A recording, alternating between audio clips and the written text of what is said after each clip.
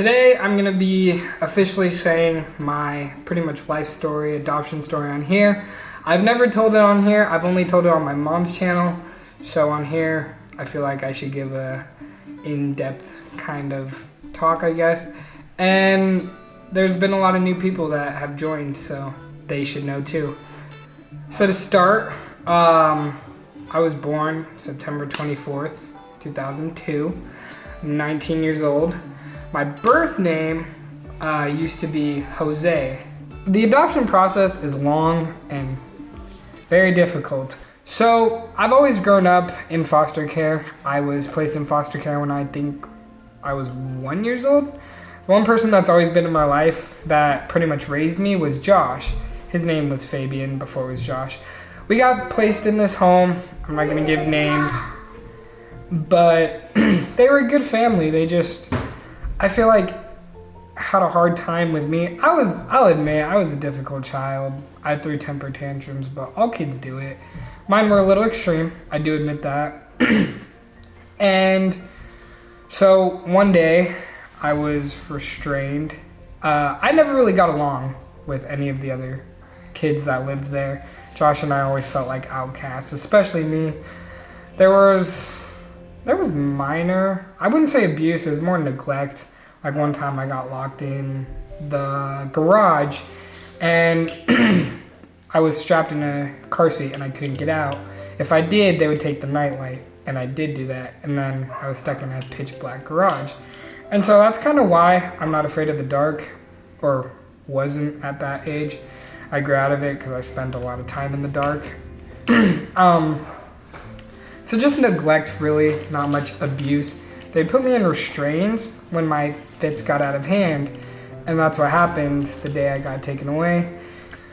Along with Josh and I, we eventually got told that we had a baby sister. We had no idea. She was just born. I remember they were like, "You guys have a sister?" And we were like, "Whoa," like we didn't know that.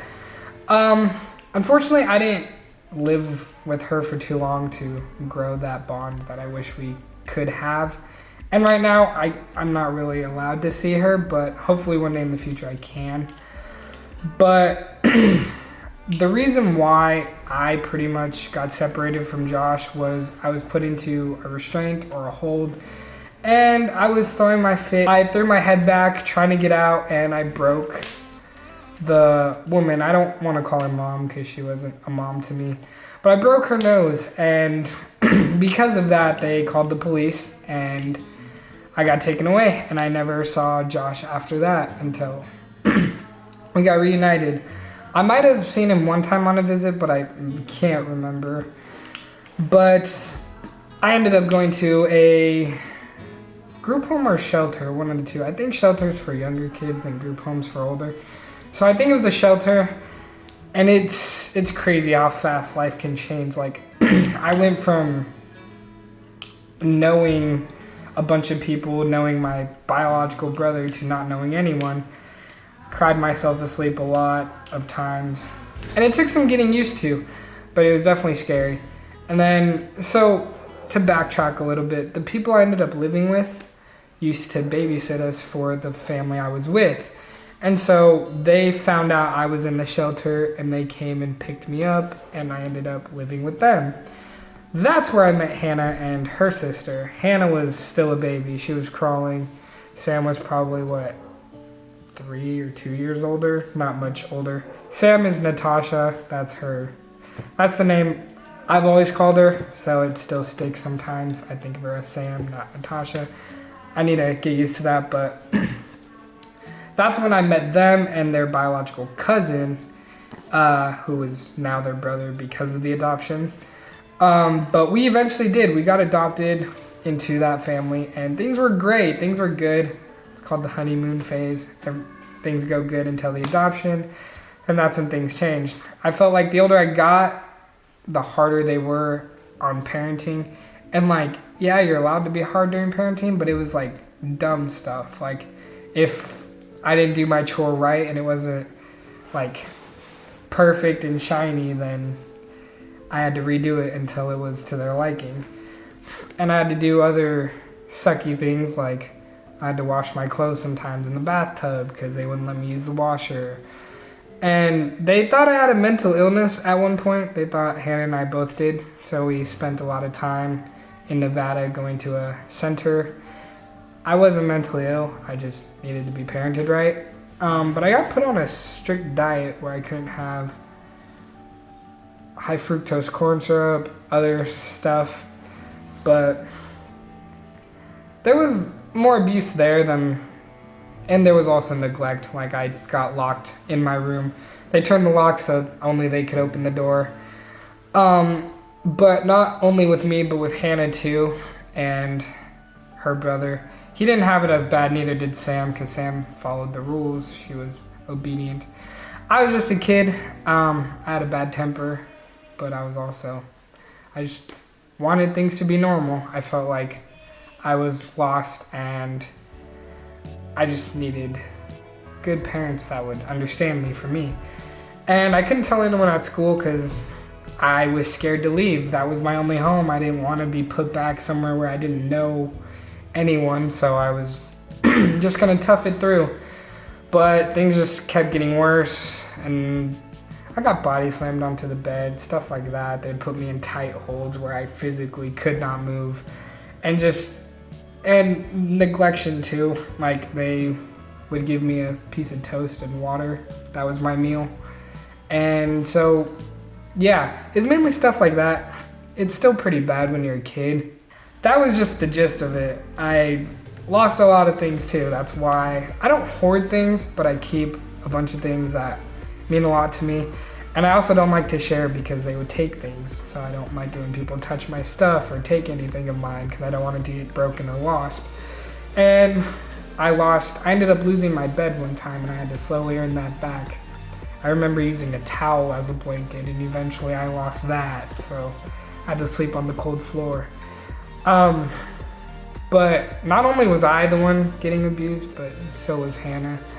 And that's why I guess I have more of a connection with her and more of a protection over her. Now on to my favorite part, or I guess the best turning point in my life.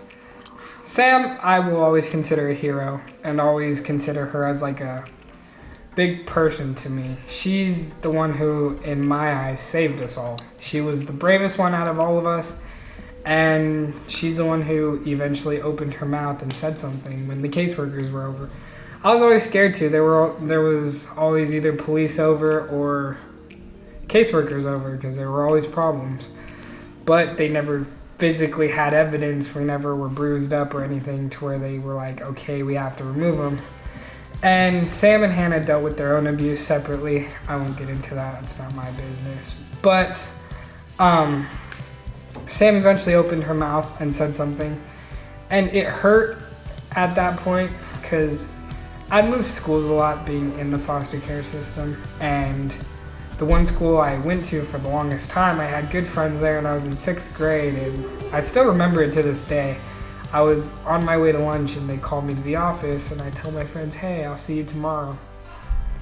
Some of those friends I haven't seen since then. This was back in 6th grade. So I had been placed in the caseworker's car, and she filled me up on what happened pretty much. And at this point, I think I'm 12 years old at this point. 11, 12, around there. And I get placed in a group home separate from Sam and all the others. I got put into an all boys group home, and I didn't forget about them, but I pretty much had to live life knowing they were somewhere else. And it was scary. It was actually really terrifying. And then one day, my 4th grade teacher, she's also a big part of my life. I had this 4th grade teacher who was the only one who would ever listen to me or took their time to understand me. Because I felt like a lot of teachers and people thought I was just a difficult child, or I was trying to start problems, and they never listened. But my 4th grade teacher did, and she found out I was in a group home. I don't know how. I still to this day don't know how. But they found out, and they came in, they picked me up, and I lived with them for a little bit. And they're at the point where they were going to adopt me. but they gave me a choice because they had found out where Sam and Hannah were. They gave me a choice to either go live with them and be reunited with them or get adopted into their family. I had grown up with Sam, Hannah, and the other boy for so long I wasn't ready to give that up. And I got along with the kids at their house, but they were older than me, so they were in high school and I was still in elementary. So I didn't get along the best with them, but I got along great with Hannah and the others, so I felt like, I guess, familiar-wise, I chose to go and stay with Hannah and the others. And to this day, that's been the best decision, but hardest decision of my life, because who knows where I would be right now. But it was one of the best decisions ever, because I wouldn't have met Mom and Dad and the rest of the family. But yeah, I got put into the group home with them, and I almost got put into another all-boys group home, but then Mom and Dad, they had a sense to come check it out, you know? One day we were just told to get our bags ready because someone wanted to come pick us up. I got scared because it usually either doesn't work out or it just goes off the rails. But I could tell that there was something good about Mom and Dad's family. I don't know if it was Ariana and Hallie singing Taylor Swift in the car or Max saying we were going to the Super Bowl. I don't know what it was, but they were filled with a lot of joy and happiness. And we went to the Lego Fest. They had a little Lego event here at the Cardinal Stadium. I still have the little toy in the book from that day, and that was when I was 12 years old, so that's pretty cool. Just stuff like that means a lot to me. But I don't know what made Mom and Dad want to keep us, but was it a week later? Yeah, it was a week later. They tell us that they want to take us in. So we packed our bags and we moved in with Mom and Dad. Things were going good. Obviously, things went great. Hannah and I were happy. The only one who wasn't really happy was Sam. She never really got her own life because she was busy being a mom to Hannah, me, and Eric. She was like our mom, so she never got to live her life, never got to be a teenager. Yeah, she went to school, but she never got to go to prom, never got to go to those high school dances, make those memories. So she wasn't fit in her eyes to be in a family. So she went and she moved on with her life, and she's doing great now. I couldn't be proud. I couldn't be more proud. She's happy. She's successful. She's thriving. She has a kid. Like, that's awesome. She has a fiance too. So I'm happy that she made that choice because she found her life. And the boy, Eric, he had grown a connection with one of the staff members at the group home, and they ended up adopting him. So it's just Hannah and I. From the very beginning, it's just been us two, and we eventually got adopted here.